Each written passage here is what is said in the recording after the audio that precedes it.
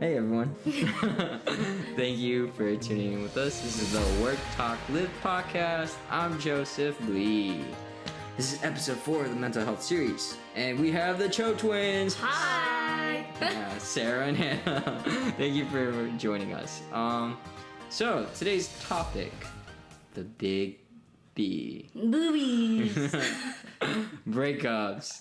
Sarah and Hannah, for the audience that don't know who you are, could you tell them about yourselves? I'm Hannah. I'm 21. I go to Rutgers University.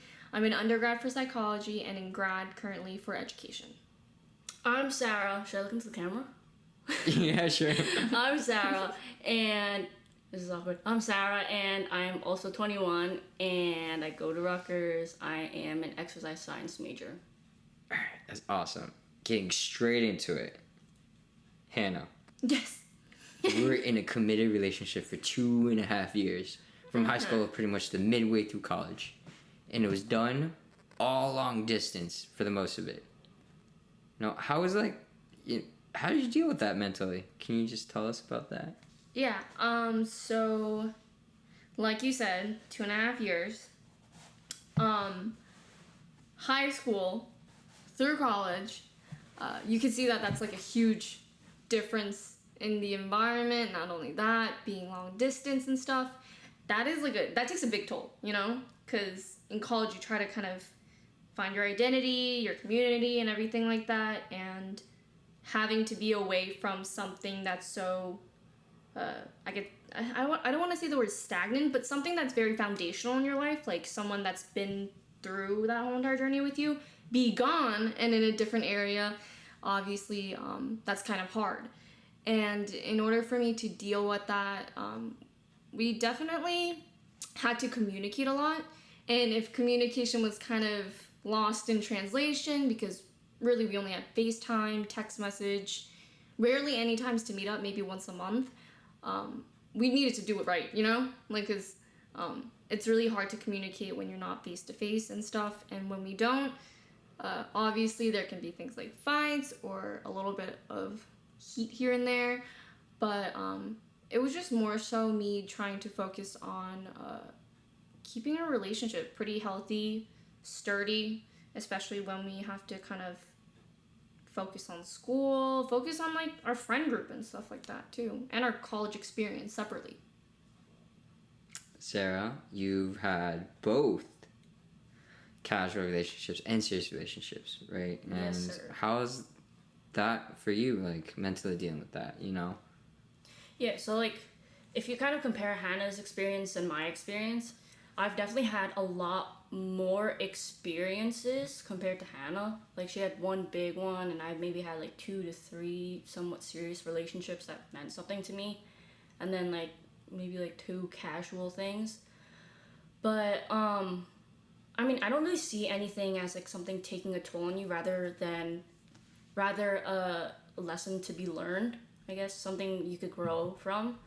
So I definitely learned myself, like, not to depend on so many people. Like, I tend to rely on people and kind of depend on them to be the source of my happiness, which was not at all a healthy thing. It was like low-key kind of toxic, but I learned from my mistakes.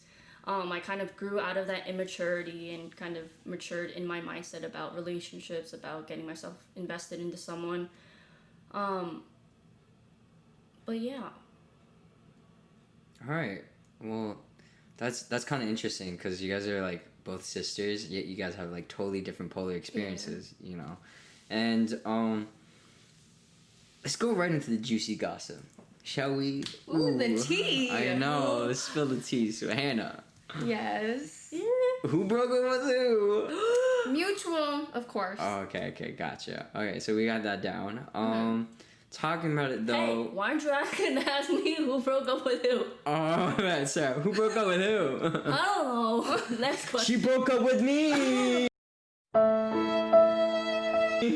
Don't break my heart. It's fine, guys. All right, now that's out there.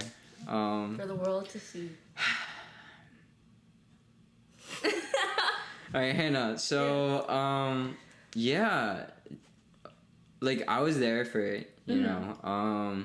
It was interesting. You ended up telling me, like, unexpectedly. I didn't know, too, right? At Starbucks, right? Yeah, at Starbucks, exactly. And then I was like, wow, wait, what? And, you know, obviously, like, we're all, like, family. So, like, I was kind of surprised that you didn't tell me this big news. But seeing you, I think, initially when it happened, actually, you weren't in a wreck. You know, you were trying to manage your emotions. I know that was very difficult for you. And, you, I think, in my personal experience, you dealt with it in such a positive manner. You're still cordial with him, you know. And, you know, you dealt with it with great flair and maturity. So how did you deal with that pain mentally and, you know, walk us through that process? Yeah, I mean, before I get into the juicy stuff, I want to say that we're still on good terms, we're good friends, all that, so that's great. We love a healthy post-breakup, right? And so, getting into the vulnerable situation, I definitely think initially I kind of put on this, like, mask of, like, oh, positivity, like, I can't show anyone else that, like, I'm going through this negative thing, because usually I'm the person who's very positive about things, so when everyone else is kind of in a slump and stuff, I'm kind of the person that has to be strong for them, I guess. So I kind of kept up that mentality, and obviously I didn't seem like a wreck, but inside I was like, oh, like, what do I do? I feel like it kind of sucks.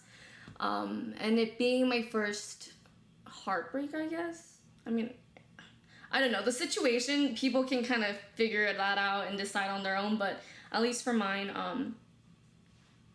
my heart didn't break because I knew that he was still a pretty important person in my life, and we were gonna be friends going forward and things, but I had to deal with it in really many different ways. Initially, it was bad. Obviously, the beginning of a breakup, you're crying, you're trying to, like, look out for friends, talk to them. I had many nights where I was kind of feeling alone, and I didn't want to talk to anyone, because it was, like, my personal experience, and I feel like, you know how some people say, like, oh, from my experience, from, like, this. Everyone has different experiences when it comes to breakups, when it comes to relationships, and I didn't really want to hear that yet, and I wasn't ready for that, so that's why I really, number one, did not talk about it in public. But over time, in order to manage with that, I told myself, I was like, Hannah, you're not doing well in classes right now. You're not doing so well mentally. You need to fix that.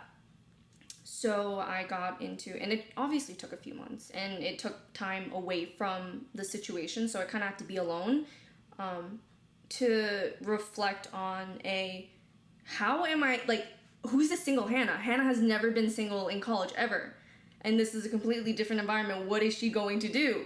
So I had to kind of completely change my, I don't want to say this in a dramatic way, but life around, my life routine.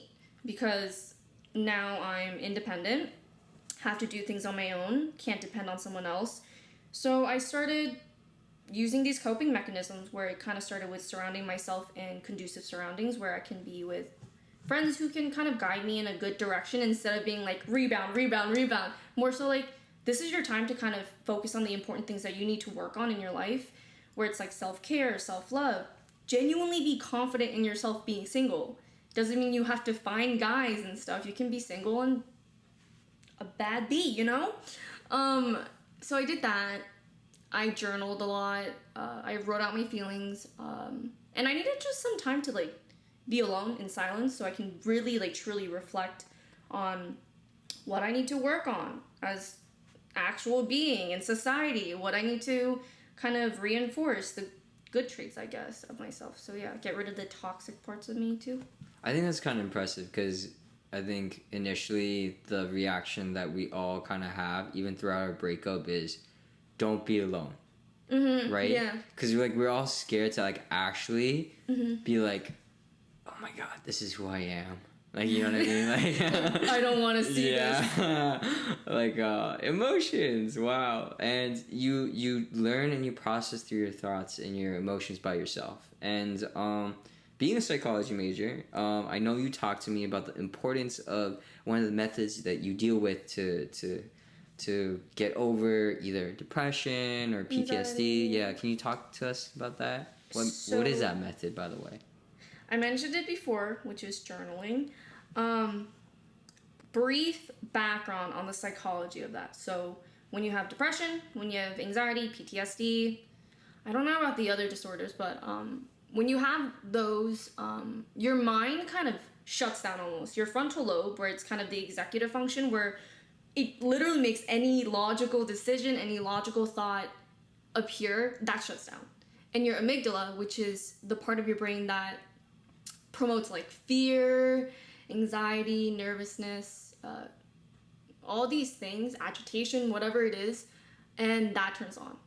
So for people who have depression, anxiety, complete switch. You can't really think logically when you're in a state of anxious thoughts, depressive thoughts. And in order to kind of cope with that, I figured out that journaling was the best thing to do because I recently, for my clinical class in psychology, we had to do a project and I picked journaling. And I had to read a document that talked about how researchers found that that journaling actually for maybe a month, not too much, not too little, that it is proven to help with coping with anxiety and coping with depression too. So I was like, heck with it, like let me do it every day, like writing out a feeling in a no judgment zone, a place where it's unbiased, where you can literally write out anything without feeling, I don't want to say the word dirty, but kind of ashamed of being vulnerable, or a place where you feel like, oh, like this is the type of person I am, like I'm kind of scared to go there. No, like write out whatever it is, even like the most toxic things that you think of, like write it all out, because it kind of is almost a way and a process of letting things go. Writing it out. And people said like, also rip it out, rip the page out, throw it out, because it's almost that physical action of relieving yourself of those anxieties, of those depressive thoughts, of those toxic things that you want to get rid of. I think it's interesting how that's why I think it's important that people understand that like all these different aspects about us, like even like our emotional and our mental aspect is also connected with the physical aspect, which is why you have to 100%. physically manifest that into literally writing down what's going on inside. And who knows, you might journal, make a new song, be the next Drake or The Weeknd, you know, so Drake.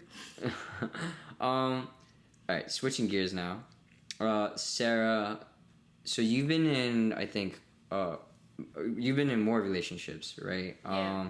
As opposed to Hannah. How's it like being the person to break my heart and just being leaving. absolutely no, but like going through breakups. Felt good. That's the answer. Yeah, you've been in, I think, non-mutual breakups, and you've also been at the giving end, obviously, because I'm here, and you've also been in the receiving end. So like, how did you also deal with that too? Like, how did you get over that? You know? Yeah. So I've definitely got broken up by more than breaking someone else's heart, I guess. So my method of coping and just kind of getting past all that was substituting for healthier alternatives. Like journaling, one, great. I can attest to what Hannah said before. I started doing it again, like recently, and it really helps. But I focused more on fitness. I worked out, kind of just kept my body healthy, gave me something to do, number one, like preoccupied my time. And I surrounded myself with specific people who like I knew would help me through this. But yeah, I think it's just really important to focus on healthier alternatives when you are going through such a vulnerable time in your life, and that you also do take the time to yourself to kind of reflect back on the relationship itself, what you've learned, and what you've, like, most importantly, what you've learned from yourself, so that you could use that experience to kind of grow. I think, again, another form of like physically manifesting your emotions and whatnot, and these are both very healthy alternatives to, let's say, ignoring your emotions, you know. Don't do that. Yeah. Don't do that. You need to Go feel them. head on. Exactly. do it. Not to be judgmental. Hey, if you want to do those things, go ahead and do those things. But there are definitely healthier options out there. Kind of going back to Hannah though, like this was your first relationship, your first love. I remember my first love, and for me that was. I'm kidding. God. No, but like being completely honest though, like the first heartbreak is so. I feel like. The end of the world. Yeah. I mean, that's the way I felt. When I went through my first breakup. So like, it's kind of interesting because both of you guys kind of dealt with it like maturely. Do you think it's because maybe Sarah had more relationship experience and maybe you kind of saw that from her, or like was it just something that you always knew like, hey, it's not the end of the world, or maybe is it because like you got into a relationship during the older years of your life? I'm glad that I started my relationship where I did, because if I did start an earlier relationship, I just feel like it was so immature. Like looking back, I'm like, even in senior year, I was pretty immature with my perspective on life. But going into college, I definitely saw this shift in my perspective, and I was able to, I guess, have a more mature aspect or like an outlook on relationships themselves. And well, she wasn't dating when I started going out. So it's kind of different. So I didn't really have anyone else to. Yeah, just kidding. She was. Okay. But yeah, I've had that's like not two the point. people in the time span of. Never mind. That's not the point. But I see everyone's relationship independently. As in like whoever she's dating, whoever my friend's dating, it will be nowhere near the experience that I will have with whoever it is, right? And yeah, like I just kind of. What was the question? Like, what was the question again? The second part of it? Like, how did you not make it feel like, or how did you know it wasn't going to be the end of the world, Oh, well, yeah. I have to first admit that it wasn't going to be the end of the world. Like, in my mind, obviously getting out of when you're like, oh my god, am I ever going to find someone else? Oh my god, am I ever going to feel love again? Or like, oh my god, am I going to find someone like this person? You will. Eventually, hopefully one day. But I just kind of realized, I was like, just because you don't have romance in your life, and because I didn't have it for the other years of my life, that I was still living. I was still fine. So I kind of reflected back and I was like, how was I fine in the past when I was still single? How was I still living and not in this detrimental state? So I looked back and I was like, I had to actually like force myself. And even in my anxiety book, it just says, just do it. So just don't even think about it. Do something that's going to be healthy for you. So I just forced myself into healthier settings where I was just like, I'm still alive today. I'm still breathing. It's not the end of the world. And I kind of had to admit, I was like, you're heartbroken right now, but you still have loving friends. You still have a good post-breakup relationship with him. And you have family. And you're doing well in school. So like I had to kind of focus on the positives. Yeah. Yeah, that's pretty much it. I think that's very interesting. But also I think that there needs to be realization that it's like at first you're like, how am I ever gonna find this again? Mm-hmm. I think later on like you both were able to realize that I need something better too. Like I can't just be stuck on this. If there's something better out there, why not search for it? Mm-hmm. On that point, though, I think what's interesting is, Sarah, you being in your relationships, right? You don't actively seek out relationships anymore, and I noticed that, like, you actively actually try to be single. Yeah. Right? And that's something that you love, you know? Not saying Hannah is out there being I fully in love with me. No, that's me. Circumstances are different. Yeah, so, I think it's hard for, I think, most people to do, right? Not to generalize out there, but I think that's a hard thing to do, to be like, there's a lot of self-improvement, and two, I think you also acknowledge, because our audience doesn't know, but you never really look for a short-term relationship. Like, Yeah, no. You want to be like, yo, if this can go long, let's try to make it as long as possible. But I think you realize that you're a very forgiving person, right? Even though a little too forgiving, but through those breakups, you notice that, hey, you gotta grow, and I understand that, and that's great, go off, fly away, let it go, Be free. Be free. So, tell us about that. Like, how are you okay with singlehood? What do you have to think about? So in the past, I was actually quite the opposite, where I've always searched for love. I've searched for someone. Going back to what I said about being dependent on someone as the source of my happiness. And then you ended up in a toxic relationship with me, so. Yeah, that doesn't sound great for a day. This is becoming some sort of heated tea between you two. I'm kidding. It's all love. Cut. Very loving person. Yeah. But it took me a while to actually get to that mindset of, if you want to be happy in a relationship, you got to be happy being single.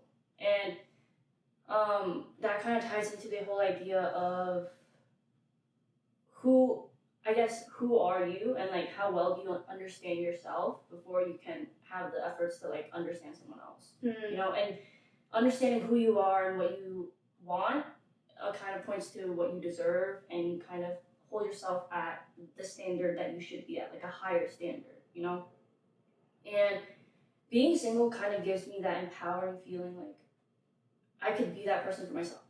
I don't need anyone. Mm-hmm. Yeah. And I don't know, I just feel good being healthy by myself, self-dependent, and not wanting to rely on someone to be the source of my happiness. I have friends, I have family, and I'm happy with that. That's all I need, really. But maybe years down the line, when I say years, I mean years down the line, I'll find someone and it'll work out. But that's just time's thing. It'll happen when it happens. But I think searching for it, not necessarily a bad thing, but it's not on my priority list. You know what I mean? I just want to continue this self-love, self-care journey as a single person, and figure out about myself more before I get invested into that. Where did that kind of start? Because, some people will be like, oh, start to yourself, but it's no, there's a lot to think, about yourself, and really kind of dig in deep and break yourself down and think about those individual parts. And it's hard for a lot of people to do. Mm-hmm. And especially during quarantine. especially during quarantine and COVID-19, people are by themselves and they're like, heck yeah. Who is this human being? And they're looking at themselves in the mirror. So what can you say to them, and what type of words of encouragement can you give them? Don't be scared. Don't be afraid. You have to kind of go into this entire experience with your arms wide open and just be like, okay, I'm gonna let the unknown take me. Okay, that's the only way I can really figure out who I am, what I want. That's the way you can really understand yourself. And it might be a scary thing, honestly, because you're kind of what is the term? I don't know, but you're kind of breaking down the layers of yourself, and you realize more and more things, and it's sometimes going to be a scary thing, and sometimes it's going to be something you've never known, something empowering, But I would say, don't be afraid.